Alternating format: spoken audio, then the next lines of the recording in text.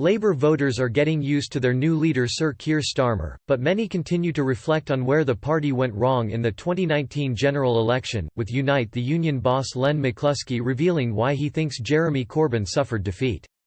Sir Keir Starmer was elected leader of the Labour Party last month and is slowly fitting into the role. Relatively quiet since his election on April 4, Sir Keir earlier today called for a national consensus on tackling coronavirus when the UK begins to move out of lockdown. It comes ahead of talks with Prime Minister Boris Johnson and other opposition leaders this week, as Mr Johnson is expected to reveal a road map out of lockdown on Sunday. Although Sir Keir has been in power for just over a month, and was favourite to win leadership on the turn of 2020, the party's former leader, Jeremy Corbyn, still lingers in the public psyche. After his devastating defeat to the Tories in December, Mr Corbyn began to step down as leader. The reason for the resounding loss has been a point of contention among political analysts and critics. Many draw attention to Mr Corbyn's surge in popularity in the 2017 election. Yet, despite running on largely the same manifesto, Mr Corbyn suffered the Labour Party's worst defeat since 1935 2 years later.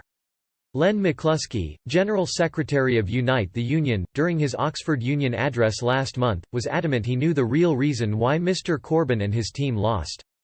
Mr McCluskey put it down to one decisive factor: Brexit. He said, "There has been endless insisting it was Jeremy Corbyn's leadership and our policies that did it for us, and much more than Brexit.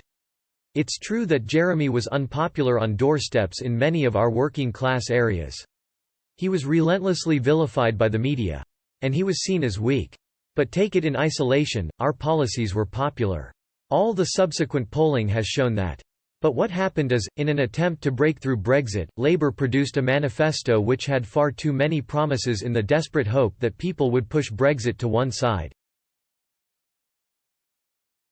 Our own polling of our members, Unite members, is a microcosm of our nation, and tells us that the policies themselves, particularly nationalisation of the railways and Royal Mail, were popular. Also, real investment in the NHS and the abolition of zero-hour contracts, £10 minimum wage. Regional investment banks to redistribute wealth, these were all liked. But there were too many of them and not enough focus. Labour's credibility was damaged. Many believed they could not deliver. Trust was broken. So I stick with my conviction that it was Brexit that lost it for us. It created a divided party and a fundamental disconnect between Labour and its heartlands.